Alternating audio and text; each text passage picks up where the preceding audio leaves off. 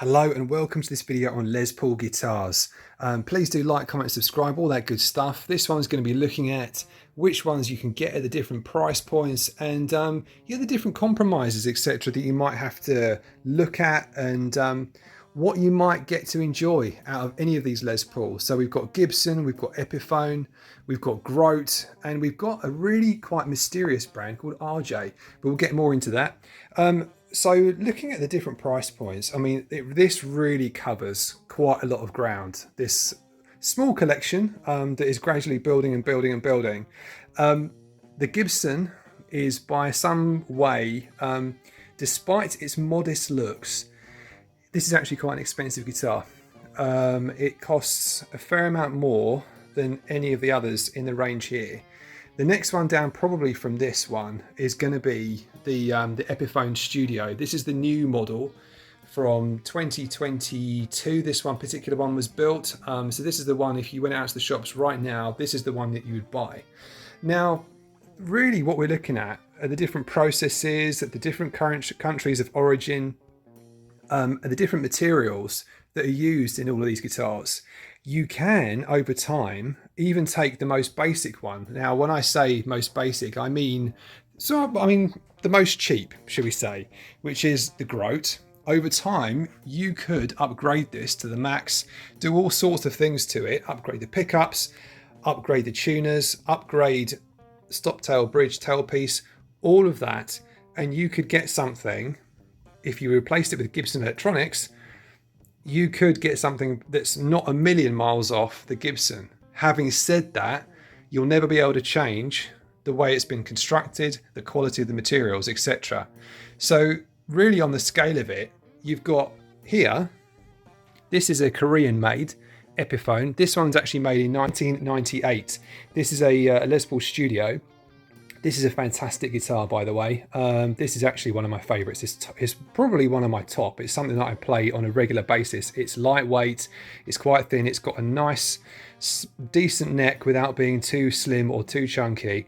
This is a really, really great guitar. If you see one of these secondhand, they're modestly priced these days. I would definitely investigate it. The Grote, on the other hand, I have also reviewed on the channel, and I've gone into quite a lot of depth about it. So I'll try to link to that in the cards. The Grote is an interesting beast, and as you can see, I'm doing a setup on it. This is missing an E string, but this one actually does sound and play really pretty nicely. Having said that, it did have a lot of shortcuts taken on it. You can tell that it's been made at speed, this guitar.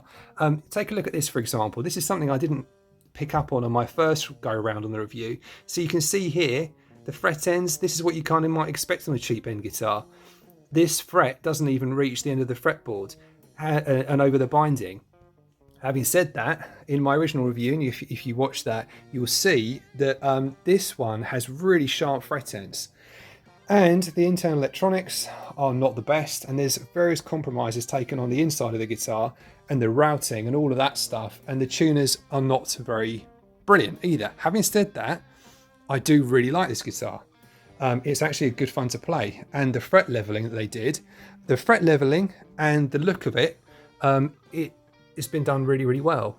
But they've had to take shortcuts. That's normal. It's a cheaply made guitar that, understandably, they're trying to pump out pretty fast, and you can see where this compromise is made. Something else I didn't pick up on the review at the time, actually, if you look at it, the neck here, at near the 12th fret, it actually goes in, which is quite strange, and it starts off fatter at the first fret and actually gets thinner as you go up. See, this is all sort of manual kind of speed processes where you can see sort of things of maybe not being picked up on.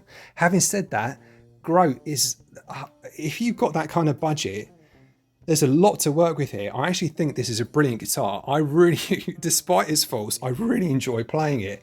And this little, this sort of little aesthetic thing, that actually doesn't make any difference to day-to-day playing. And it does actually sound really good. That sounds really cheeky to say that, but it does sound really good, and it plays really nicely. So what can you say? The Epiphone Smokehouse burst. This particular one, this is the one of the most recent models. This has got CTS pots, Epiphone Pro buckers in here. They sound awesome. It's got the split coils even on both pickups, so you've got a lot of tonal versatility. You've got this beautiful maple top. It is a veneer over a maple cap, mahogany body, mahogany neck. The neck on this is lovely, very reassuring, quite a nice girth on it, but not too fat. I think this is great for anyone. This is a really good middle ground kind of neck. I actually think, to be honest, I mean, I'll come to all of this, but if you're looking at any of these particular guitars, this would also rate really, really highly. This one, if your budget allows, and if you need to stretch a bit, this is really, with the lovely new headstock as well. It's got the super tuners on it, big fat. Now, they do quote Grote tuners. This is the funny one, actually, on the Epiphone website. They do reserve the right to change any of the specs. And indeed, these are Wilkinson tuners. That was the only slight oddity I found with this one. There's a full review of this guitar coming. But that was one of the main sort of differences from the specs on the website. It's also a thing of absolute beauty. Look at that grain, absolutely beautiful, and it plays so nicely. I really, really have a lot of love for this guitar. As you can see, I really do like a lot of these guitars, but that's why I got them. Now this one, we'll come back to this one because this is a mystery, strange thing. This is my Epiphone Les Paul Traditional Pro. Now, again, this has split coils. This one's a few years old. They did various iterations of the Traditional Pro. This is the original one. This is from 2014. I believe in total there were 4 iterations of the Traditional Pro, and they all play very well from what I understand. My original Traditional Pro, this is a properly chunky, heavy-duty Les Paul. This has got a really big neck. It's called Slim Taper, but it's anything but. So specs can vary, and that's why it's so important. Even if it says Slim Taper on one guitar, this one, and Slim Taper on this guitar, even though it's the same brand, Epiphone, they can mean totally different things. And in this case, they really do, because this is a big, big neck. This is close to an inch at the 12th fret. So it really is one of the fattest necks out there. Having said that, if you like fat necks, it's brilliant. It's really nice. It's a really, really good sized neck. These Pro buckers, again, they sound really good. You've got a lot of tonal versatility with this one. And this one does actually have the Grote tuners on it. I'll flip that around. Yeah, Grover. So that's original Grote tuners. Moving on to the Gibson. It's got the highest specs of all. This has the 490R, 490T pickups. This doesn't have any split coil. It has lightweight bridge and tailpiece. And it has the Gibson Deluxe tuners on it, made in USA. You can see that 2018 model. This one actually is probably, yeah, it is the lightest guitar here. Actually, this has got the ultra modern weight relief in it, and it really is light. This one's about 3.3 kilograms. There'll be, if there's not reviews already on the channel, there's reviews coming on all of these ones. This one really is just a joy to play. It has the sort of the slimmer neck.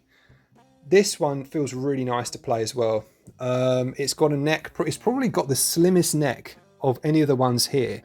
It really feels very, very nice to play. We'll have a look at the Korea as well. That's very similar to the new Smokehouse Burst, but there are differences. Obviously, you don't have the new headstock. You have traditional sort of Clusen style tunes on this particular one, although I know that there are Epiphone Les Paul studios out there that have Grote tuners as well. This particular one, its main standout feature really is that it was made in Korea. Now Korea, South Korea was particularly known to produce really, really awesome quality guitars. And I have to say that having played this extensively now, I would agree with that statement. This really is really, really nice. So we move on to this one. This is the mystery pick. You probably will never have heard of RJ, depending on where you're from in the world.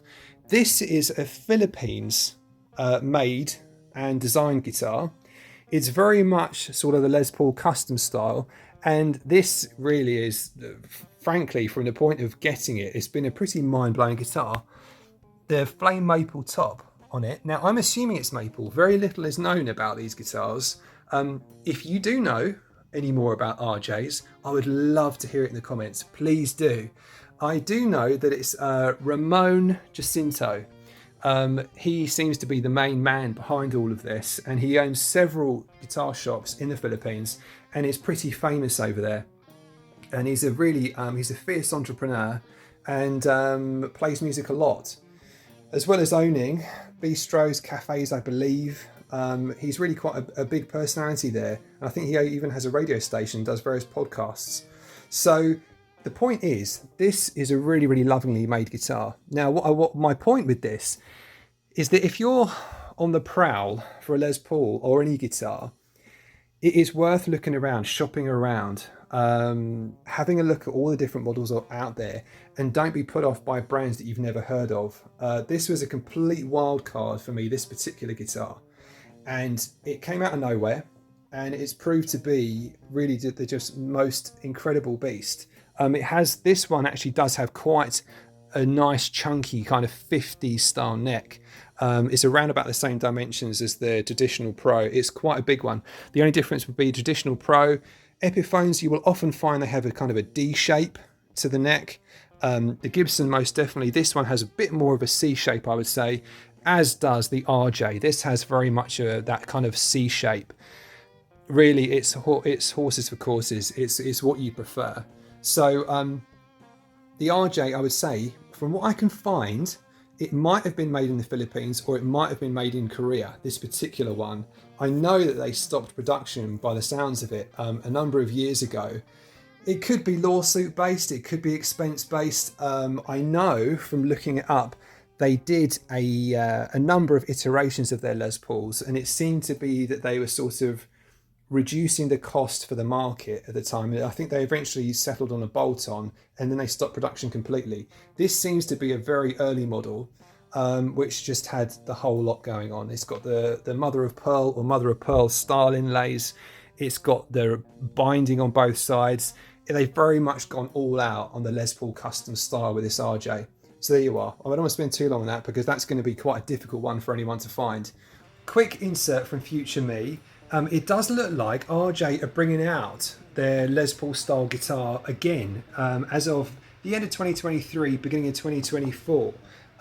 It does look like it's called the Blues Breaker, as was their Les Paul style guitar at the time. That's the name of it, Blues Breaker. So if you do have a look for that, you might be able to find one, potentially. What I would say overall is if you like Les Pauls, you can get something quite cheap that's going to serve you very well, and you could do up over time, or you could dive straight in and get yourself a Gibson. There are so many options out there now that I would love to talk to you in the comments and see what your thoughts are. There's even, dare I say it, the dreaded Chibsons. I'm not sure quite how I feel about those. I do not own one myself. I don't plan to own one, but it is an option for people, and I know there's no point in ignoring the fact that people do get them. So that is another one. But there you go. There's even Andertons. They make their East Coast. There's Harley Benton. There are so many Les Paul options out there for you that it can be quite overwhelming. But there you go. There's a few options that you can see right there. I hope this was kind of useful for you. I also wanted to give an honourable mention to 3 Epiphone models: the Les Paul Special 2, the Slash Les Paul Special 2, and the Epiphone E1, or LT as it's known. They're all bolt-on necks. They all cost roughly the same amount. The Slash version is a bit more expensive because it's got the slightly different pickups, but those are all really good options as well. And yeah, I'll see you in the next one. Please do like, comment, subscribe, and yeah, cheers. Thanks, bye.